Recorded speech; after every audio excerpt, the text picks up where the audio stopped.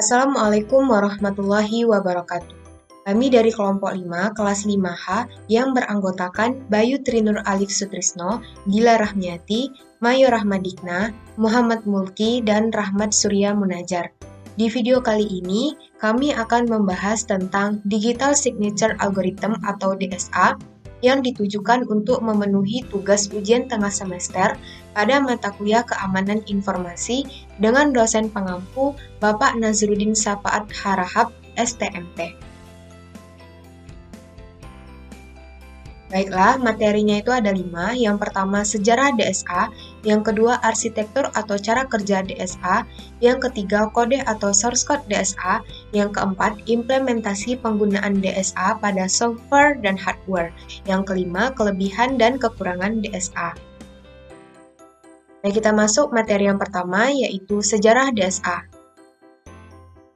Sebelumnya, saya akan menjelaskan terlebih dahulu tentang pengertian DSA. Digital Signature Algorithm atau DSA adalah standar pemrosesan informasi federal untuk tanda tangan digital, berdasarkan konsep matematika eksponensial modular dan masalah algoritma diskrit. DSA termasuk varian dari skema tanda tangan Schnorr dan El-Gamal. DSA merupakan suatu tanda tangan elektronik yang dapat digunakan untuk membuktikan keaslian identitas pengirim atau penandatanganan dari suatu pesan atau dokumen digital.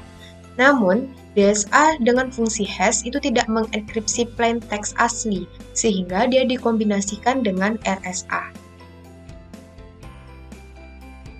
Nah, kita masuk sejarah DSA. Jadi, DSA tersebut dikembangkan dari algoritma El-Gamal.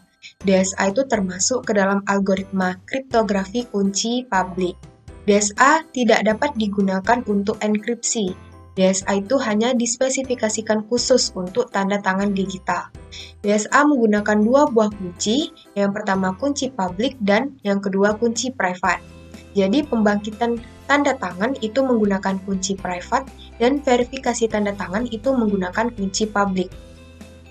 Pada tahun 1982, pemerintah Amerika Serikat meminta proposal untuk standar tanda tangan kunci publik. Nah, pada bulan Agustus 1991, NIST atau The National Institute of Standards and Technology mengumumkan algoritma sidik digital yang disebut sebagai Digital Signature Algorithm atau DSA. Nah, DSA dijadikan sebagai bakuan standar dari Digital Signature Standard atau DSS dan mengadopsinya sebagai FIPS 186 pada tahun 1994. Jadi, DSS itu adalah standar, sedangkan DSA itu adalah algoritma. Nah, standar tersebut menggunakan algoritma DSA, sedangkan algoritma adalah bagian dari standar. Itu selain DSA, DSS itu menggunakan Secure Hash Algorithm atau SHA sebagai fungsi hash. Jadi, ada 4 revisi pada spesifikasi awal yang telah dirilis. Spesifikasi terbaru itu adalah FIPS 186-4 dari Juli 2013. DSA itu dipatenkan, tetapi NIST itu telah membuat paten yang tersedia di seluruh dunia bebas royalti. Versi draft dari spesifikasi FIPS 186-5 menunjukkan DSA itu tidak lagi disetujui untuk pembuatan tanda tangan digital, tetapi itu dapat digunakan untuk memverifikasi tanda tangan yang dihasilkan sebelum tanggal penerapan standar tersebut. Nah, jadi DSA itu mempunyai dua buah fungsi utama, yaitu yang pertama pembagian tanda tangan atau signature generation, dan yang kedua pemeriksaan keabsahan tanda tangan atau signature verification.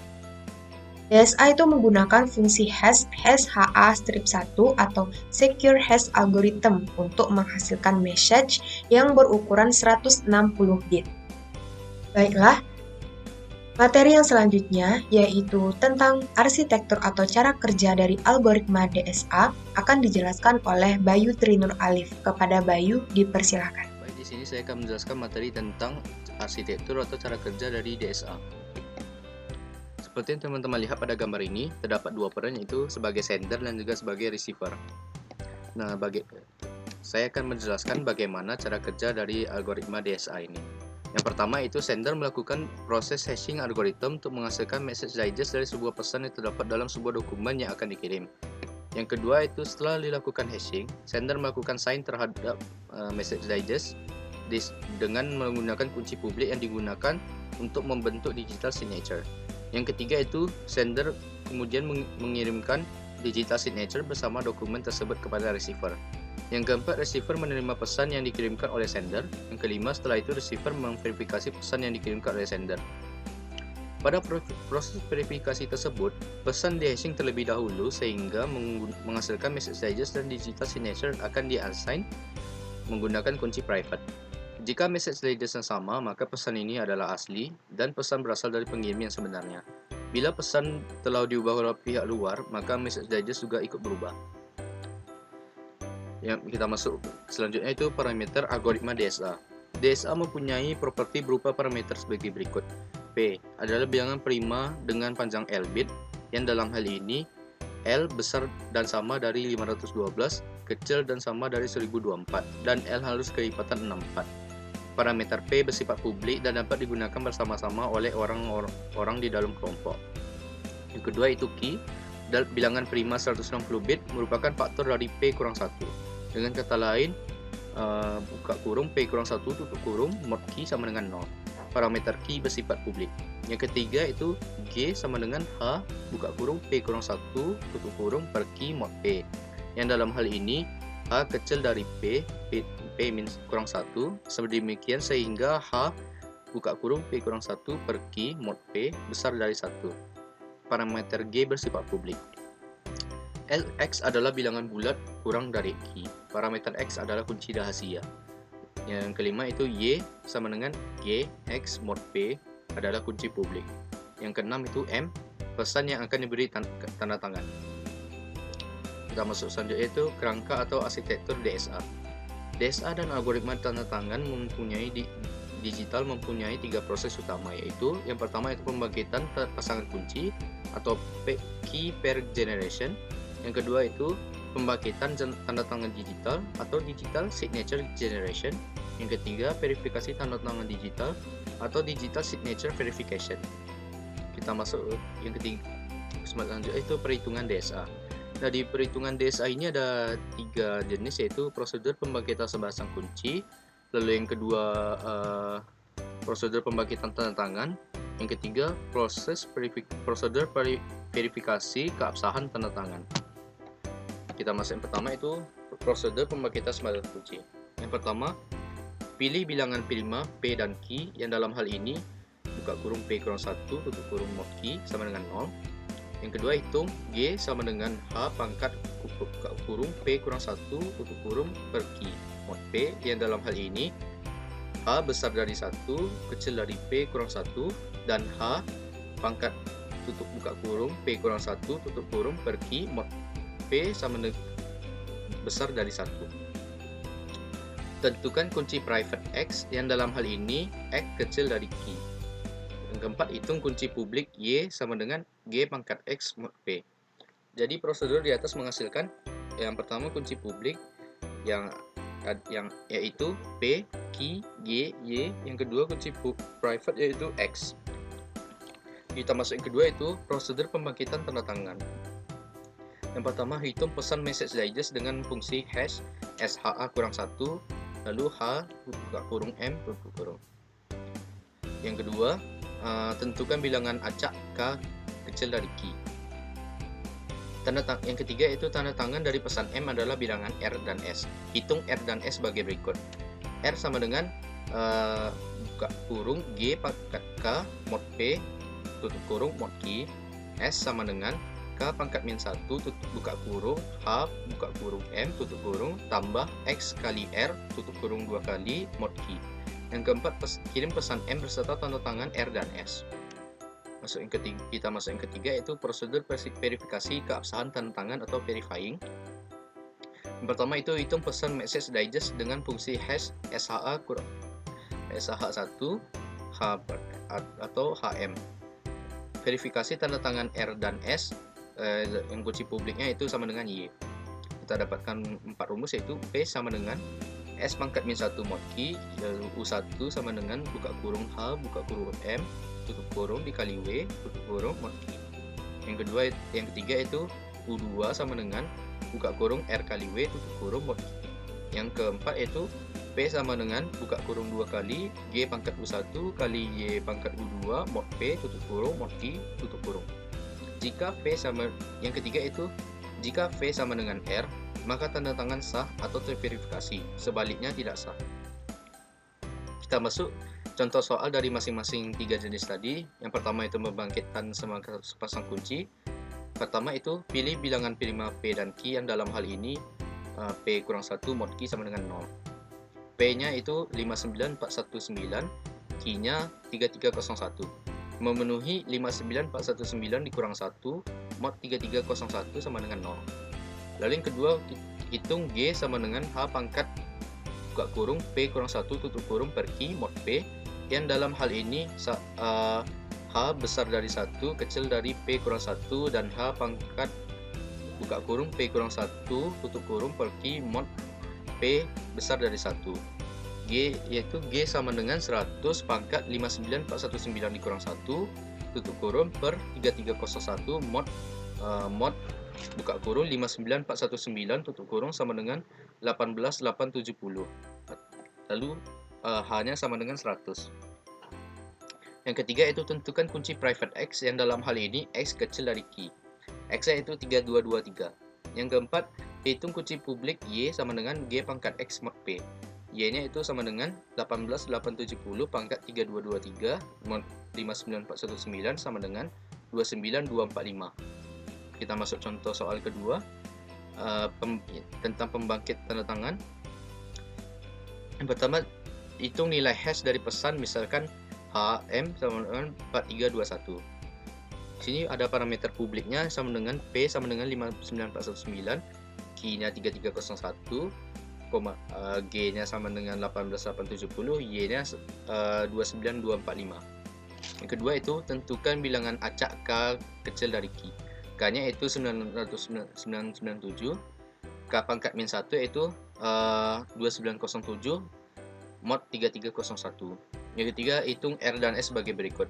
R sama dengan G pangkat K mod P tutup kurung mod Q sama dengan 18870 pangkat 997 mod 3301 yaitu sama dengan 848.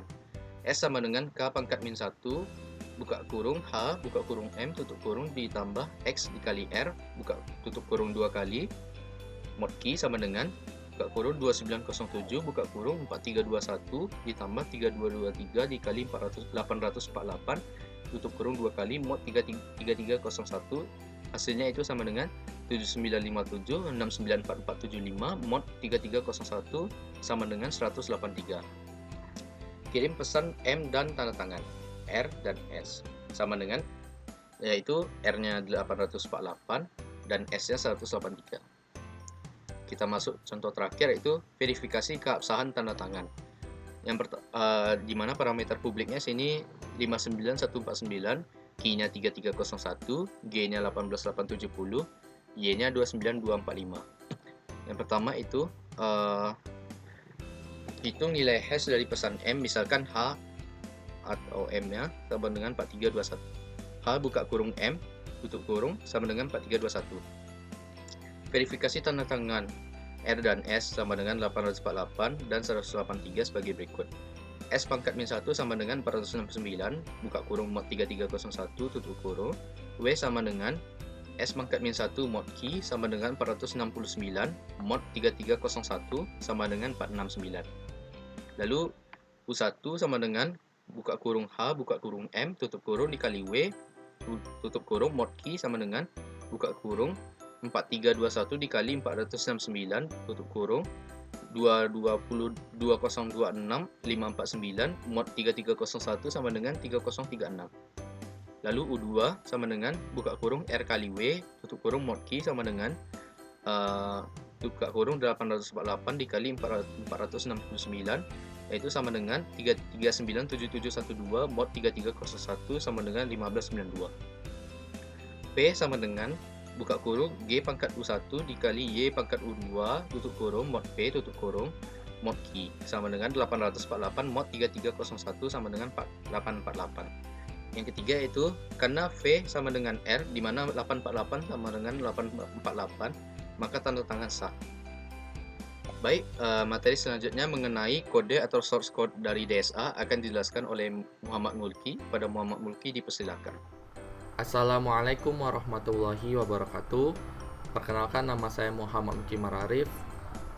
Saya merupakan bagian dari kelompok 5 dari mata kuliah KI kelas H.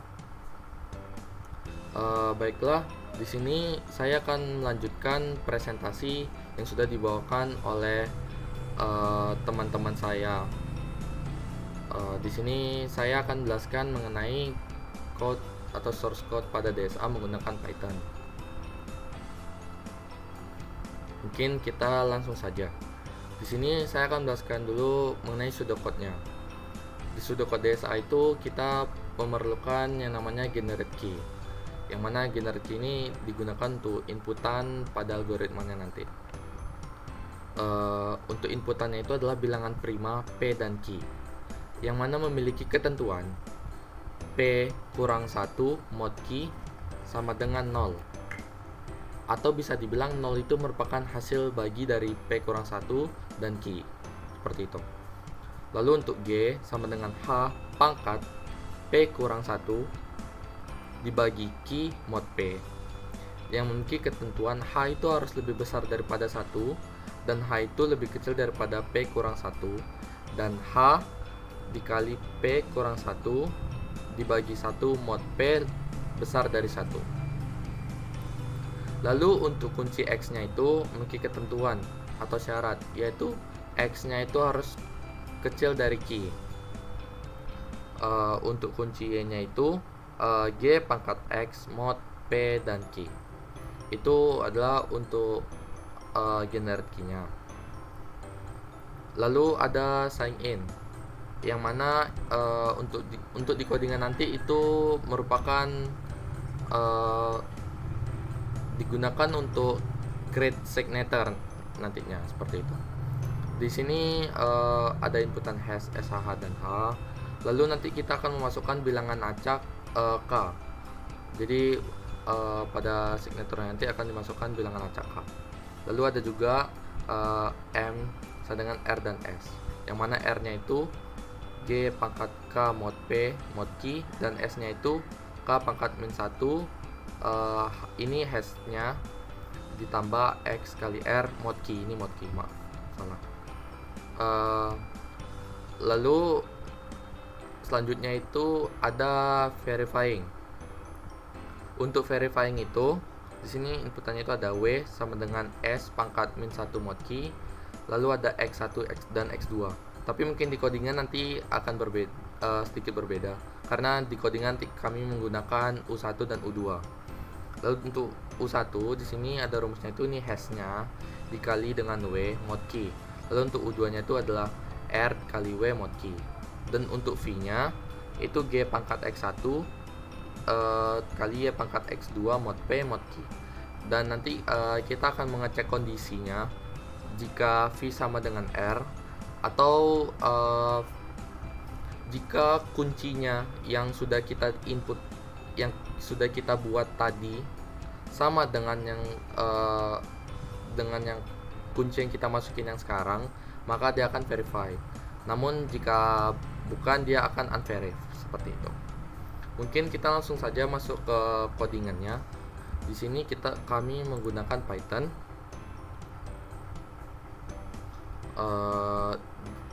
Untuk di sini untuk codingannya itu banyak menggunakan sintaks-sintaks. Yang mana sintaks tadi itu sesuai dengan pseudocode-nya tadi. Contohnya itu seperti ini. Tadi untuk generate key-nya itu inputan P dan Q-nya itu harus bilangan prima. Jadi perhitungannya itu ada di sini.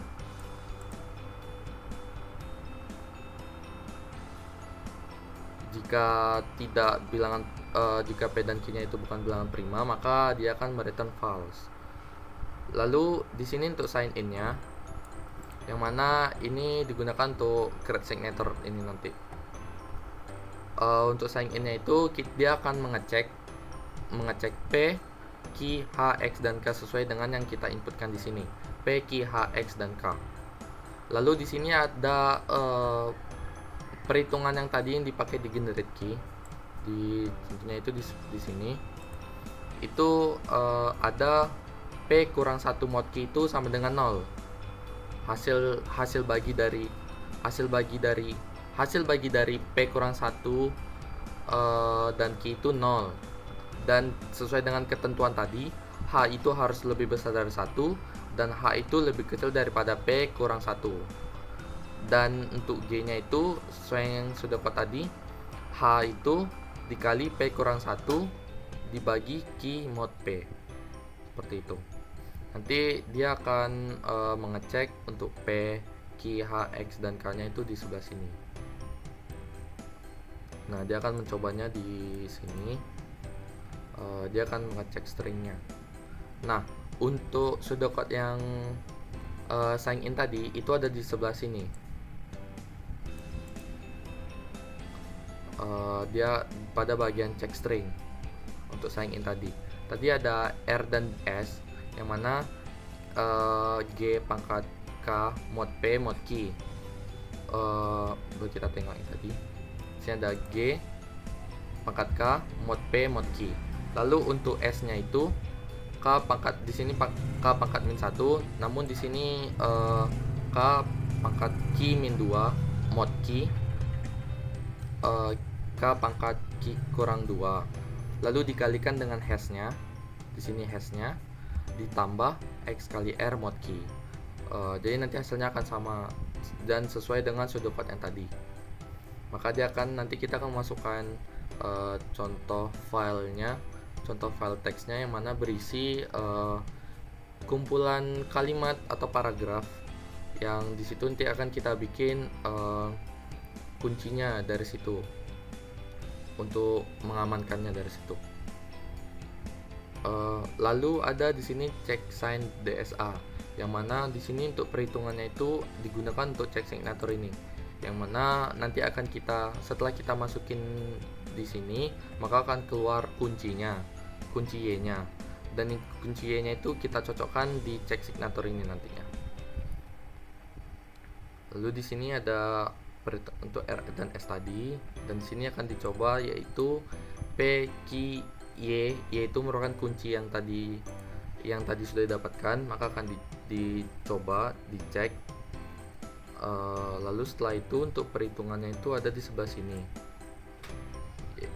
nih, yang mana sesuai dengan pseudocode tadi. Di sini ada G dan juga W nya itu S pangkat min 1 mod Q, S pangkat min 1 mod Q di sini.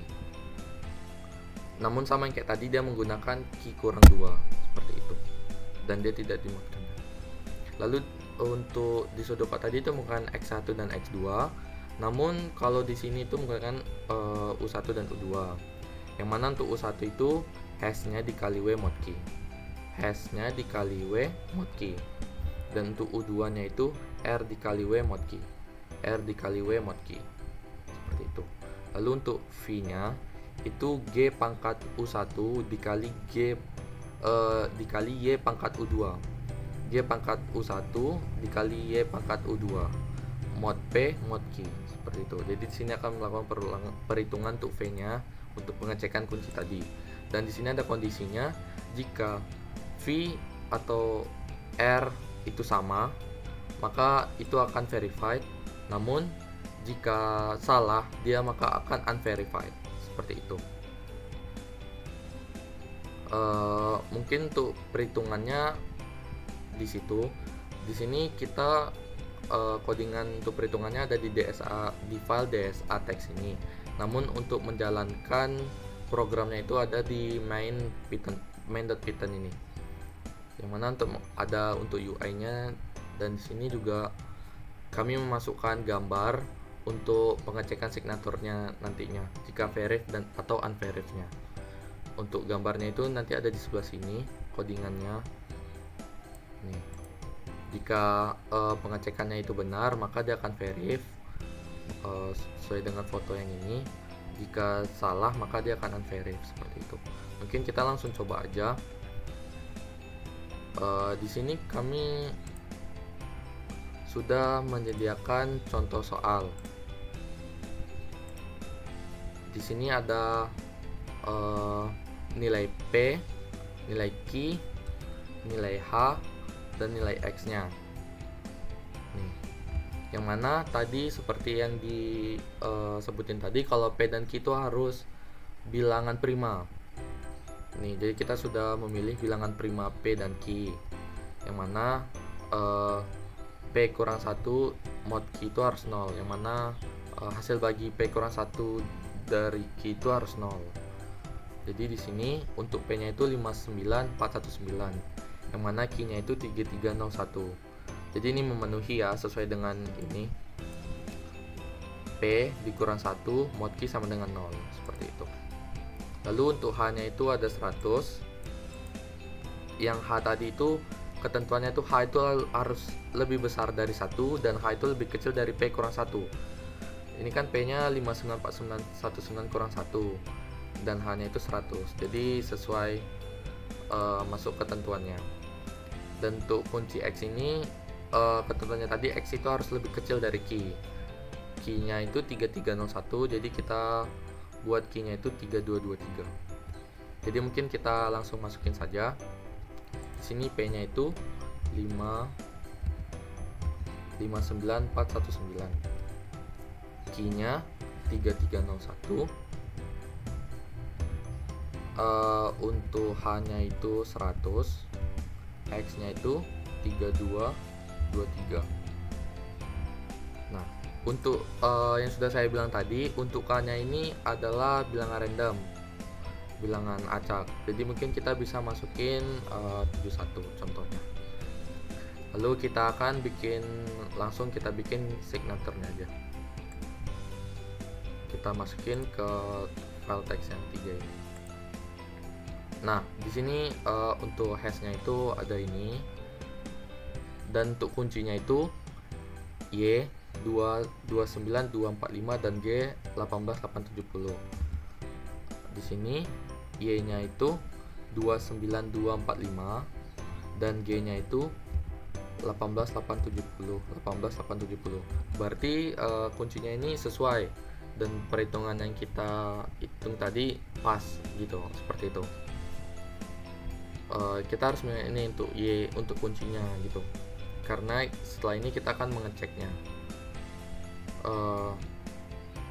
Jadi untuk signature ini kita sudah buat signaturnya itu di file 3 tadi, yang nama filenya 3 tadi. Nah, jadi ini sudah sesuai kuncinya. Lalu mungkin kita akan coba untuk cek signaturnya tadi, yang mana menggunakan sudo code yang tadi verifying. Kita coba aja. Di sini kita masukin kuncinya itu tadi 29245 dan untuk H-nya itu tadi 100, Q-nya 3301 dan untuk P-nya itu 59419. Nah, mungkin kita bisa langsung mengeceknya apakah kunci ini benar atau salah. Jadi kita masukin ke file yang kita teskan tadi. Nah, sudah verified karena kuncinya itu benar, yaitu 29245. Seperti itu. Namun kita bisa bikin juga, kita mau ngecek nih apakah kunci, misalnya kita nggak tahu kuncinya, kita bikin 29240. Coba kita cek. Nah, maka dia akan unverified karena kunci Y-nya itu tadi salah atau nggak sesuai dengan yang setelah kita bikin tadi, seperti itu. Mungkin itu saja untuk codingan dari DSA menggunakan Python. Maka selanjutnya itu akan dilanjutkan oleh teman saya. Baiklah, di sini saya akan menjelaskan implementasi penggunaan algoritma DSA.